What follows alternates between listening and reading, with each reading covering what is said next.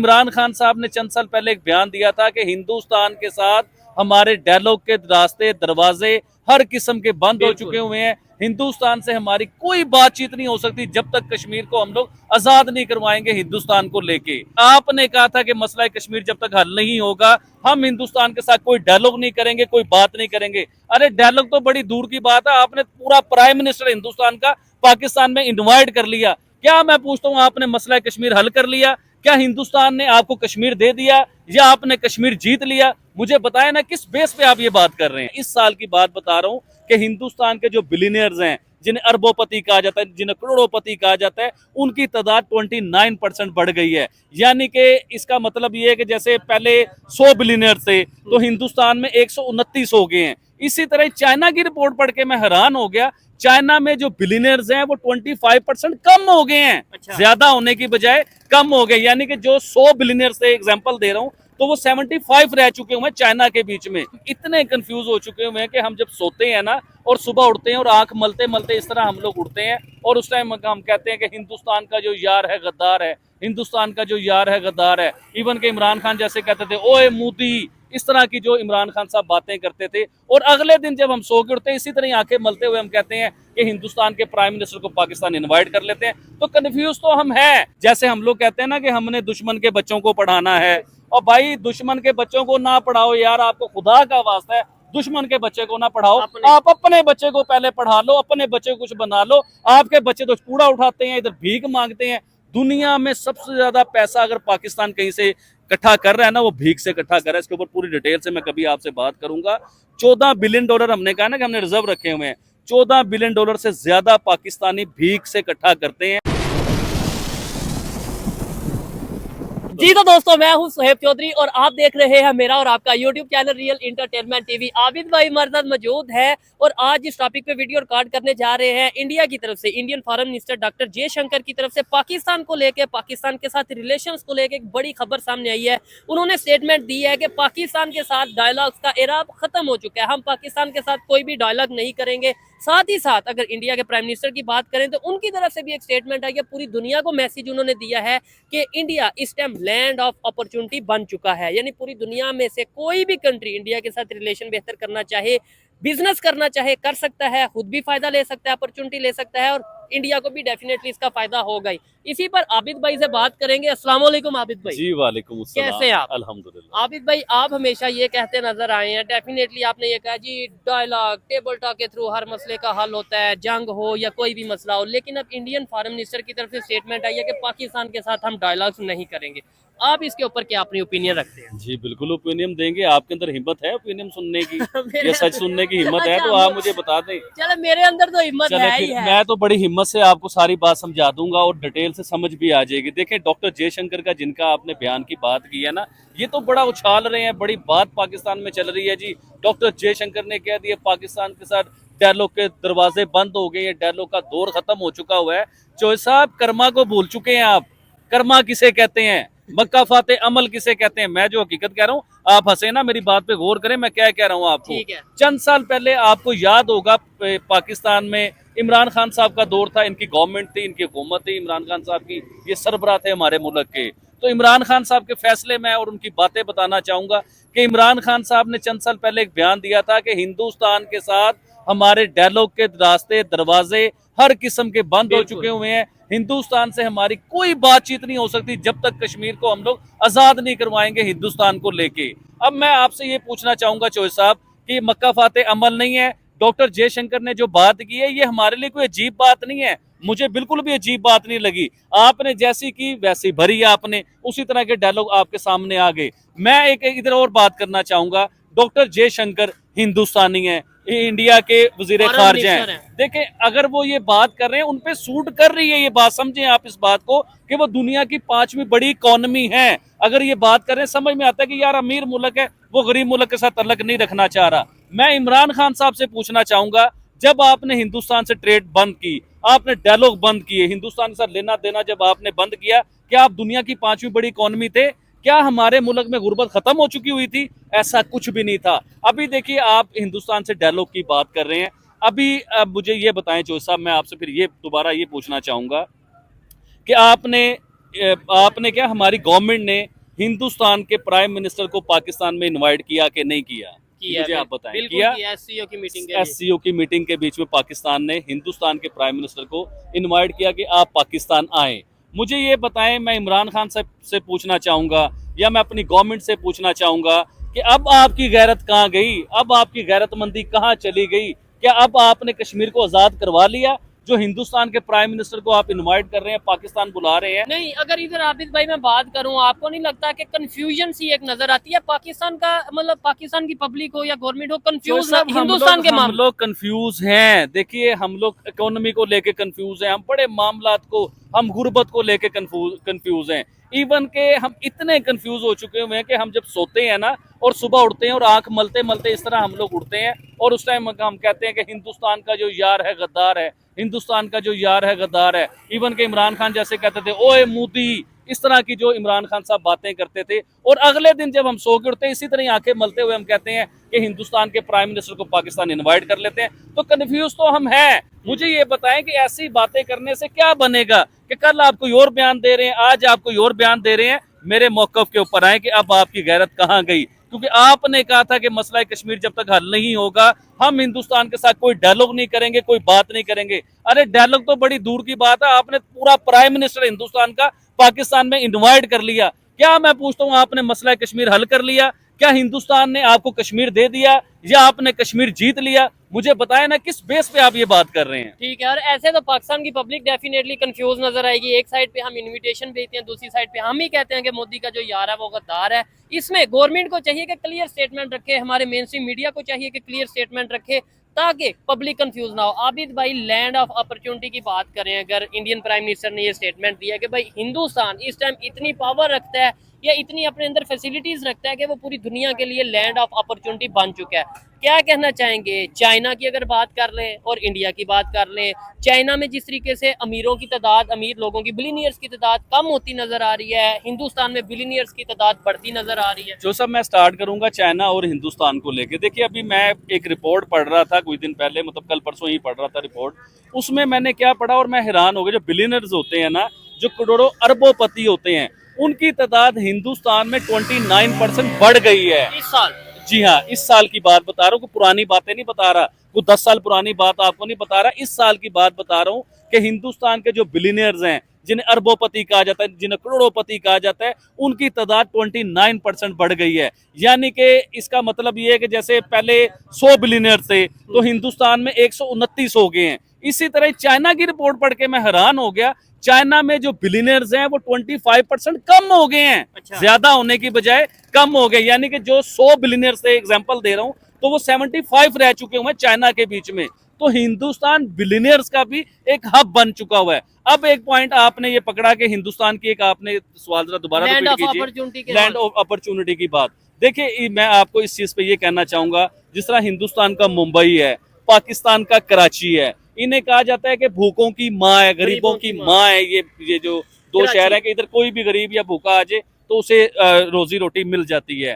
तो इसी तरह हिंदुस्तान जो है ना, वो अब पूरी दुनिया का हब बन चुका हुआ है, पूरी दुनिया की माँ बन चुका हुआ है। देखिए, उनके प्राइम मिनिस्टर ने जो ये बयान दिया है, इसका मतलब ये है कि पूरी दुनिया के लिए पीस और अमन और कारोबार और रोटी, हर चीज, इंडस्ट्रीज, जो मर्जी आप काम करें आपको सहूलतें मिलेंगी, गवर्नमेंट आपको सपोर्ट करेगी। इसका मतलब ये होता है जिस मुल्क में गवर्नमेंट अपने अमीर लोगों को या इन्वेस्टर्स को हेल्प करती है या उन्हें सहूलतें देती है, बिजनेसमैन को तो वो मुल्क कामयाब होता है और वो मुल्क फिर तरक्की करता है, उसकी इकोनॉमी सेट होती है। अभी रिसेंटली आपने देखा होगा कि मैं खबर पढ़ रहा था, बल्कि हमने इसके ऊपर वीडियो की थी, कि हिंदुस्तान के 10 शहरों में इंडस्ट्रीज का हब बनाने लगे हैं उसे।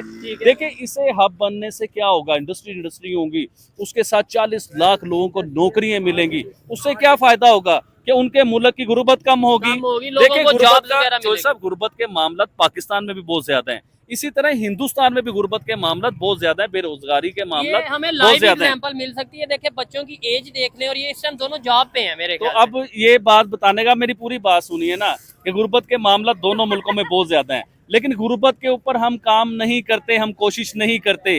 हिंदुस्तान कोशिश कर रहा है, वो 40 लाख नौकरियां निकलेंगी उन इंडस्ट्रियों से, उन फैक्ट्रियों से, 40 लाख लोगों के घरों के राशन चलेंगे, चूल्हे चलेंगे, मुल्क बहाल होता है, खुशहाल होता है। इस तरह उस मुल्क की इकोनॉमी ऊपर जाती है। छोटे छोटे स्टेप लेके, मैं हमेशा ये बात करता हूँ, जब छोटे छोटे स्टेप लेके आप चढ़ते हैं ना, तो आप बहुत जल्द जो है कामयाब होते हैं। जिस तरह हिंदुस्तान के प्राइम मिनिस्टर कहते हैं कि मैंने दुनिया की 5वीं से अब तीसरी बड़ी इकोनॉमी बनना है, तो ये छोटे छोटे स्टेप से ही होता है। देखें ना, आईफोन का लेटेस्ट वर्जन हिंदुस्तान में बनेगा, मर्सिडीज हिंदुस्तान में बनती है, दुनिया की बड़ी फैक्ट्री है हिंदुस्तान में, इवन के एलोन मस्क की फैक्ट्री जो है टेस्ला, वो भी हिंदुस्तान में आ रही है। इसका मतलब फिर दुबई से सस्ते दामों पे ये गोल्ड खरीदेगा हिंदुस्तान। तो इन चीजों से क्या होता है कि आप दुनिया की तीसरी बड़ी इकोनॉमी छोटे छोटे स्टेप से बहुत जल्द बन जाएंगे। चले ठीक है, अगर वो मेहनत करें तो मैं तो कहता हूँ तीसरी की बजाय दूसरी बन जाए। पाकिस्तान भी मेहनत करे, मुझे बड़ी खुशी होगी पाकिस्तान दुनिया की पहली बड़ी इकोनॉमी बन जाए।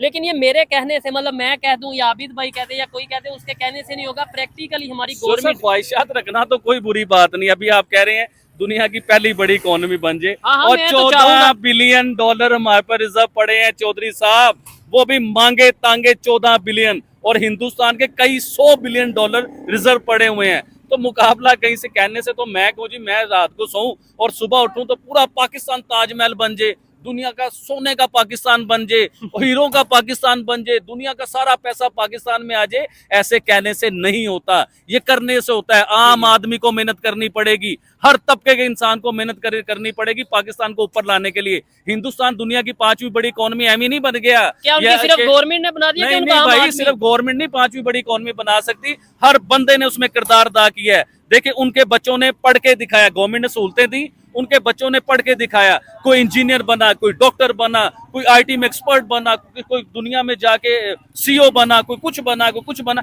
इस तरह उन्होंने अपने मुल्क की इकोनॉमी बड़ी की, इस तरह वो अमीर हुए, उन्होंने अपनी फैक्ट्री इंडस्ट्रियां लगाई, अपने मेड इन इंडिया पे उन्होंने काम किया, इस तरह अमीर हुए। हम लोग सब चाहते हैं कि हम रात को सोएं और सुबह हम लोग अमीर हो जाएं, इस तरह नहीं होना। हर इंसान को उसमें किरदार अदा करना, चाहे वो आप हो चाहे वो मैं हूं, सबको मिलकर अपनी कंट्री को ऊपर लाना पड़ेगा तो कंट्री ऊपर आएगी, वरना बातें कर। और इन हुक्मरानों के ऊपर आप बात कर रहे हो, ये हुक्मरान कभी जिंदगी में हमें दुनिया की अच्छी इकोनॉमी नहीं बना सकते, ये हुक्मरान कभी हमें तरक्की नहीं दे सकते।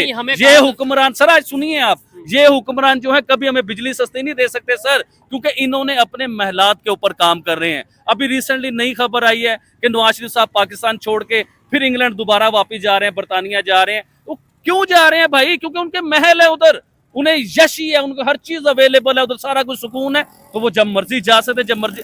फिर लगता है मेरे जैसा, फिर लगता है आप जैसा, जिसे बिजली महंगी मिलती है, रोटी महंगी मिलती है, कपड़ा महंगा मिलता है, मकान महंगा मिलता है, जीने के लिए सब्जियां महंगी मिलती है, कोई चीज नहीं मिलती हम लोगों को। ठीक है, और नहीं, आप ये कह रहे हैं कि हमारे हुक्मरान हमें बेहतरी की तरफ नहीं लेके जा सकते। हमें तो ये बताया जा रहा है कि अमेरिका के साथ, यानी सुपर पावर के साथ हमारे तल्लुकात दिन ब दिन बेहतर हो रहे हैं। अगर इंडिया उनके साथ तल्लुकात बेहतर कर रहा है तो पाकिस्तान के भी बेहतर है। आप बताएं कि चौधरी साहब, हमारे तल्लुकात अमेरिका के साथ क्या बात कर रहे हो चौधरी साहब? आज मुझे लग रहा है कि आपका दिमाग सही जगह पे नहीं है। आप मुझसे अजीब अजीब बातें करो, मुझे छेड़ रहे हो या मुझे आप तंग कर रहे हो। और मेरी बात सुनो, जो पिंड का चौधरी होता है ना, उसके पास बहुत से लोग आते हैं। अब देखें मेरी बात में, जो उससे लोग मिलने आते हैं तो वो उससे मिल रहे हैं, तो इसका मतलब ये नहीं कि वो उसके लेवल पे आ चुके हुए हैं। अभी देखें, हिंदुस्तान, पाकिस्तान और अमेरिका, हिंदुस्तान का अमेरिका के साथ बराबरी की सतह पे तल्लुकात हैं। हमारा जो तल्लुकात है वो आका और गुलाम वाले तल्लुकात। ये अल्फाज गलत है, आका और गुलाम, मतलब देखें फिर आप ये बात करें। चले आका गुलाम को हटा देते हैं जी, अगर गलत है तो उसके लिए मैं सॉरी कर लेता हूँ, लेकिन मैं सॉरी करने वाली बात नहीं थी ये वाली। देखें अमेरिका जो है, चले बॉस, वो हमारा बॉस है और हम उसके वर्कर हैं, ये समझ लीजिए हमें, क्योंकि अमेरिका की मर्जी के बगैर पाकिस्तान में पत्ता भी नहीं हिल सकता। अमेरिका जो चाहता है वो पाकिस्तान में होता है। अमेरिका जिसकी गवर्नमेंट बनाना चाहता है उसकी गवर्नमेंट बनती है, जिसकी गवर्नमेंट गिराना चाहता है उसकी गवर्नमेंट गिरती है, जिसे वो फांसी चढ़ाना चाहता है वो फांसी चढ़ता है, जिसे वो जेल में रखना चाहता है वो जेल में जाता है। तो अमेरिका के ही कानून इस मुल्क में चल रहे हैं आज तक।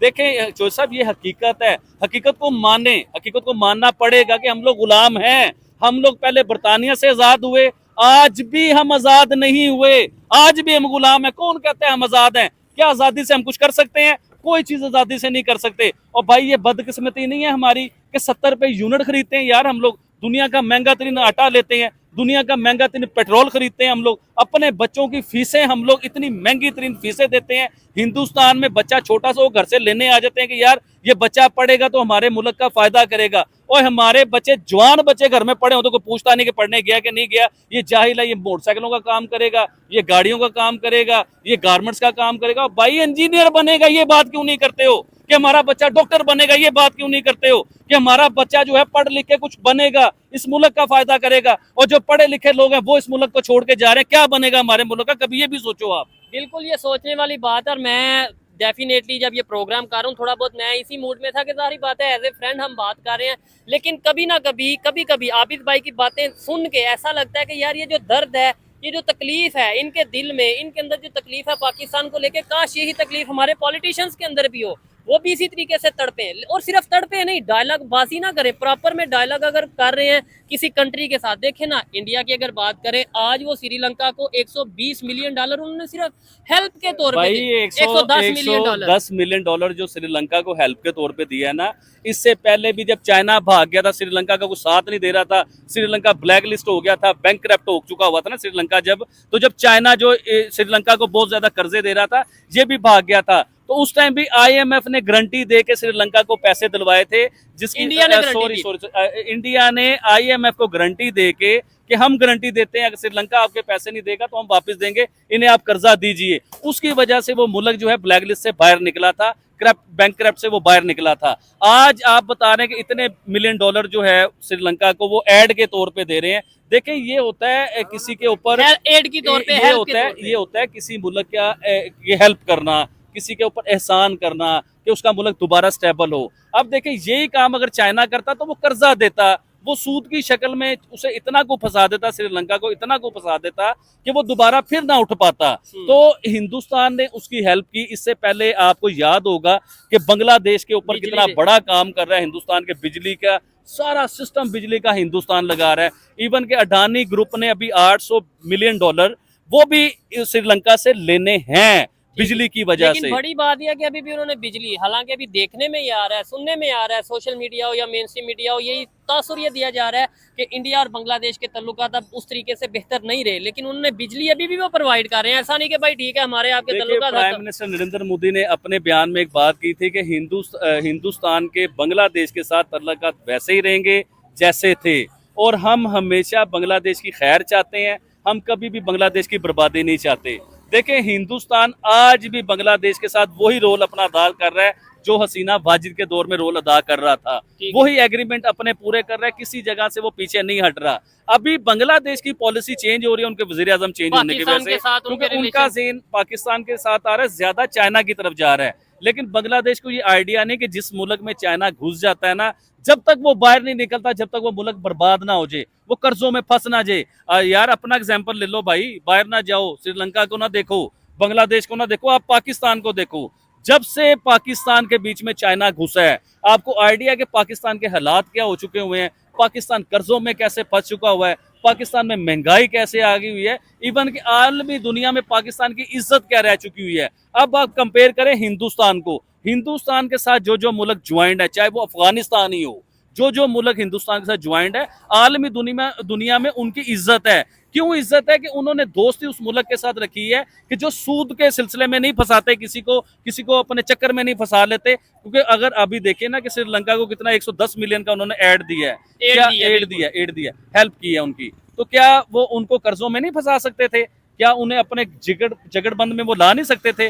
लेकिन उन्होंने ऐसा नहीं किया। इसे कहते हैं पीस के ऊपर काम करना, इसे कहते हैं ह्यूमैनिटी के ऊपर काम तो फिर करना। पाकिस्तान को भी 110-120 मिलियन दे दें एड के तौर पे, या एड नहीं, फिर मतलब ट्रेड ही कर ले। यार चोई साहब, आप एड की बात करें या ट्रेड की बात करें, देखें हिंदुस्तान हमारा ब्रदर है, क्योंकि हमारा वो बड़ा भाई है। आप समझे ना समझे, मैं समझूं ना समझूं, हकीकत को चेंज नहीं कर सकते। देखें, एक माँ के दो बेटे होंगे ना, वो बेटे आपस में लड़ पड़े और दुनिया में जाके कहीं ये मेरा भाई नहीं है, ये मेरा भाई नहीं है, और भाई जितना मर्जी कहो जो मेरा भाई नहीं है, खून का रिश्ता खत्म नहीं हो सकता। सुनिए आप, देखें दिलों में नफरतें जरूर आ सकती हैं, घरों में भाइयों की लड़ाई भी होती है, भाई घर भी छोड़ के चले जाते हैं, भाई अपने घर भी बना लेते हैं, लेकिन इसका मकसद ये नहीं होता कि भाई का खून का रिश्ता खत्म हो चुका हुआ है। खून का रिश्ता कभी हिंदुस्तान के साथ पाकिस्तान का खत्म नहीं हो सकता। आप क़यामत ले आए, आप तबाहियां मचवा लें, हमेशा हिंदुस्तान पाकिस्तान का हमसाया रहेगा। जो मर्जी आप कर लें, अफगानिस्तान पाकिस्तान का हमसाया रहेगा, जो मर्जी कर लें, चाइना पाकिस्तान का हमसाया रहेगा, आप जो मर्जी कर लें। और हिंदुस्तान तो वो मुल्क है जो कई 100 साल हम लोग हिंदुस्तान के साथ रहे। पाकिस्तान तो था ही नहीं, पाकिस्तान का तो नामो निशान नहीं था, पाकिस्तान की तो सोच भी नहीं थी कि पाकिस्तान कभी होगा या हो सकता है। ये तो जब का हिंदुस्तान है। जी हाँ, ये जब का हिंदुस्तान है। तो जब पाकिस्तान हिंदुस्तान से अलग हुआ, हम लोगों ने हिंदुस्तान से अपनी किनारा कशी की, हम अलग हो गए, उसके बाद हमारी दुश्मनियां शुरू हो गई। ऐसी दुश्मनियां शुरू हुई कि आज तक उन दुश्मनियों की समझ ही नहीं आ रही यार कि दुश्मनियां कैसे खत्म होंगी, इन्हें कैसे खत्म करेंगे हम अच्छा, ये चीज जो इन्होंने बात की है, बेशक शायद कुछ लोग इस चीज से एग्री करें, नहीं नहीं भाई हमारा कोई ताल्लुक नहीं, कोई रिलेशन नहीं, लेकिन जो लोग फॉरेन विजिट कर चुके हैं, मैं कहता हूँ चाहे यूएई का किसी ने विजिट किया है, किसी ने यूरोप का विजिट किया है, हिंदुस्तान या पाकिस्तान से बाहर जो लोग जा चुके हैं, उन्हें इस चीज का अंदाजा होगा कि वाकई में वो लोग यही समझते हैं कि भाई हिंदुस्तान, पाकिस्तान और इवन बांग्लादेश ये सभी एक ही लोग हैं। ये तो हमें पता है ना कि भाई बांग्लादेश अलग है, पाकिस्तान अलग है, हिंदुस्तान अलग है। इवन कुछ पाकिस्तानी बाहर जाके ये कहते हैं हम आई एम फ्रॉम इंडिया, मतलब वो कहते हैं कि हम इंडिया एक जैसी हैं, लैंग्वेज एक जैसी है, लगते भी एक जैसे हैं। और मैंने ये जो बात आपने की ना चोसा, मुझे किसी ने आके ये बात की थी और मैंने कभी मीडिया पे नहीं की, क्योंकि मेरा दिल मुतमिन नहीं था ये बात करने के लिए। नहीं, देखने वाले ये बता दें क्या, जो लोग फॉरेन से देख रहे हैं, लाइक यूरोप में बैठ के, कनाडा में बैठ के, अमेरिका में बैठ के, यूएई में बैठ के देख रहे हैं, बताइएगा कि क्या लोग ये नहीं समझते कि भाई हिंदुस्तान पाकिस्तान से बात करना चाहूंगा। यूरोप में ले लीजिए, अमेरिका में ले लीजिए, इंग्लैंड में ले लीजिए, इधर काफी जानने वाले लोग भी होते हैं जिनसे हमारी अक्सर बात भी होती है। कोई रिश्तेदार भी हो सकता है, कोई मिलने भी आ सकता है। तो वो लोग ये बताते हैं कि पाकिस्तान के पासपोर्ट की वैल्यू इतनी गिर चुकी हुई है कि अगर हम किसी को बताते हैं ना हम पाकिस्तानी हैं, तो वो हमारे से सीधे मुंह बात नहीं करता। और अगर हम बताते हैं हम हिंदुस्तानी हैं, तो हमसे चाय भी पूछता है वो बैठ के। तो कई पाकिस्तानी ऐसे हैं जो अपनी आइडेंटिटी नहीं बताते, वो कहते हैं हम हिंदुस्तान से हैं, क्योंकि शक्लें एक जैसी हैं, लैंग्वेज एक जैसी है, बातें एक जैसी हैं, तो वो इस तरह लगता है कि वाकई हिंदुस्तानी है। ठीक है, मुझे बताएं पाकिस्तान में बेहतरी कैसे आ सकती है? ये जो बच्चे हैं, इन बच्चों को कैसे हम अवेयर कर सकते हैं, इनका फ्यूचर कैसे बेहतर कर सकते हैं? आपको इन्हें देख के क्या फील होता है? जो सब इन बच्चों को देख के ना दिल रोता है। ये पाकिस्तान का सरमाया है, ये बच्चे, ये छोटे छोटे बच्चे जो है ना, ये पाकिस्तान का सरमाया है। ये बच्चे वो हैं कि अगर इन बच्चों पे तवज्जो दी जाती तो ये बच्चे बड़े होके देखे कूड़ा उठाने वाले ना बनते। ये कितना बच्चा है, इसकी 10 साल उम्र होगी, 12 साल उम्र होगी इस बच्चे की। ये बच्चा कूड़ा उठाता है, रात को 200-400 रुपए का कूड़ा बेचता है, उससे अपने घर का, अपनी फैमिली का रोजी रिजक चलाता है, हांडी पकती है उस चीज से। अगर यही बच्चा, इस पे हमने इन्वेस्टमेंट किया होता, देखिए इन्वेस्टमेंट करना पड़ता है, इस पे हमने इन्वेस्टमेंट किया होता, इसे हम स्कूल लेके गए होते, अच्छी एजुकेशन दी होती, ये मैट्रिक करता, कॉलेज जाता, उधर जाके MBA करता, कुछ भी करता, इंजीनियर बनता, डॉक्टर बनता, कोई भी चीज बनता, उससे फायदा इसकी फैमिली को तो मिलना था। लेकिन इसने कोई हॉस्पिटल बनाता, उसका टैक्स किसको मिलना था? पाकिस्तान को मिलना था। अगर डॉक्टर बनता तो वैल्यू किसकी बननी थी? पाकिस्तान की वैल्यू बननी थी। अगर टीचर बनता तो ये कई बच्चों को पढ़ाता, इंजीनियर बनता तो कई लोगों को इंजीनियर बनाता। तो फायदा होता है। हिंदुस्तान ने काम किया, ये आज काम शुरू नहीं किया हिंदुस्तान ने, ये 20 साल पहले हिंदुस्तान विजन लेके चला कि हमने 20 साल उन्होंने प्रॉपर इसके ऊपर गिरफ्त कर ली हुई थी। विजन तो इनका बहुत पुराना है, लेकिन 20 साल पहले उन्होंने गिरफ्त इस चीज पे कर ली हुई थी कि हमने अपने बच्चों को पढ़ाना है जो मर्जी हो जाए। जैसे हम लोग कहते हैं ना कि हमने दुश्मन के बच्चों को पढ़ाना है, और भाई दुश्मन के बच्चों को ना पढ़ाओ यार, आपको खुदा का वास्ता है, दुश्मन के बच्चे को ना पढ़ाओ, आप अपने बच्चे को पहले पढ़ा लो, अपने बच्चे को कुछ बना लो। आपके बच्चे तो कूड़ा उठाते हैं, इधर भीख मांगते हैं। दुनिया में सबसे ज्यादा पैसा अगर पाकिस्तान कहीं से इकट्ठा कर रहा है ना, वो भीख से इकट्ठा कर रहा है। इसके ऊपर पूरी डिटेल से मैं कभी आपसे बात करूंगा। $14 बिलियन हमने कहा ना कि हमने रिजर्व रखे हुए हैं, $14 बिलियन से ज्यादा पाकिस्तानी भीख से इकट्ठा करते हैं। इसके ऊपर कभी डिटेल से बात करूंगा। यार ये कोई फखर वाली नहीं है, तो बड़ी शर्मिंदगी वाली बात है। और नो डाउट अभी रिसेंटली एक रिपोर्ट भी आई थी जिसमें ये सामने आया था कि भाई पाकिस्तानी दुनिया के दूसरे कंट्रीज में जाके, मुख्तलिफ कंट्रीज में जाके भीख मांगते हैं, बेकारी का मतलब जो सा वो शोभा अख्तियार करते हैं। आबिद भाई मुझे लास्ट में ये चीज़ बता दें, क्या समझते हैं कि आपको लगता है ये जो अभी इंडिया की तरफ से स्टेटमेंट आई है, डॉक्टर जयशंकर की तरफ से स्टेटमेंट आई है, लेकिन एक चीज़ है, उन्होंने इनकार नहीं किया। मतलब हो सकता था कि वो इनकार भी कर लेते कि भाई इंडियन प्राइम मिनिस्टर पाकिस्तान नहीं आएंगे। उन्होंने बोला कि मैं अभी इसके ऊपर जैसे ही कोई हम सोच विचार करेंगे और बताएंगे। देखिए आप हिंदुस्तान से डायलॉग की बात कर रहे हैं। हिंदुस्तान मैं ये के कह रहा हूँ वो एससीओ की मीटिंग में आएंगे या नहीं आएंगे, क्योंकि उन्होंने सर इनकार नहीं उन्होंने किया। तो इस चीज का कह दिया कि पाकिस्तान के साथ कोई डायलॉग नहीं है, डायलॉग का रास्ता बंद हो चुका है, डायलॉग का दौर बंद हो चुका है। इसका मतलब ये कि वो पाकिस्तान नहीं आएंगे, मुझे ये लगता है। लेकिन मैं तो हमेशा पाकिस्तानी हूँ, मैंने तो जो मर्जी करूँ, जितना मर्जी तड़पा हूँ पाकिस्तान को लेके, लेकिन साइड मैंने पाकिस्तान की लेनी, क्योंकि मेरा जीना मरना पाकिस्तान के साथ है। तो मेरी तो ख्वाहिश हमेशा ये है कि जयशंकर ना आए, हिंदुस्तान के प्राइम मिनिस्टर पाकिस्तान आए एससीओ की मीटिंग में, और आके पाकिस्तान के पार्लियामेंट में भी खिताब करें, जिस तरह वो अमेरिका के पार्लियामेंट में जाकर उन्होंने खिताब किया था। इससे क्या होता है, डायलॉग शुरू होते हैं, दोनों मुल्क के बातचीत शुरू होती है। देखिए हिंदुस्तान कहता है कि पाकिस्तान को दहशतगर्दी को लेके हम बड़े सेंसिटिव हैं, इस चीज को लेके कि पाकिस्तान दहशतगर्दी से इस पे कंट्रोल करे पाकिस्तान। देखिए जब आप बैठेंगे तो हो सकता है डायलॉग में ये भी मसले हल हो जाएं, क्योंकि पाकिस्तान डिनाई करता है, पाकिस्तान कहता है कि हम दहशतगर्दी नहीं करते, ये दहशतगर्द पता नहीं कहां से आते हैं, कहां से आके हमले कर देते हैं, ये अफगानिस्तान से आते हैं या तालिबान है, ये है वो। पाकिस्तान कहता है हमें नहीं पता, हिंदुस्तान कहता है कि हम आपको प्रूफ देते हैं कि ये आपके अपने बंदे हैं। देखें जब तक आप डायलॉग नहीं करेंगे, आमने सामने नहीं बैठेंगे, जब तक मसला हल नहीं होगा। और एससीओ की मीटिंग में तो मेरी ख्वाहिश है कि हिंदुस्तान के प्राइम मिनिस्टर आए, जब आमने सामने डायलॉग्स होते हैं ना, बातें होती हैं, तो कोई ना कोई हल निकल आता है। भाई कत्ल होते हैं ना, कत्ल का केस होता है ना, थानों में आप जाते हैं, कचहरियों में जाते हैं, तो उसका भी हल निकल आता है डायलॉग के साथ। हालांकि बंदा मारा होता है उन्होंने, लेकिन उधर भी पैचअप हो जाता है, उधर भी सुलह हो जाती है। बड़े मामला तो होते हैं कई। देखिए मेरी बात सुने, इस तरह दुश्मनी लेके क्या हमने बूढ़े हो जाना है? बूढ़े को छोड़े, पाकिस्तान का कोई फायदा है? सर वही बता रहा हूँ कि हमने मर जाना है। जब भी हमें खबर सुनने को नहीं मिलेगी कि हिंदुस्तान के साथ तल्लुकात बेहतर हो चुके हैं।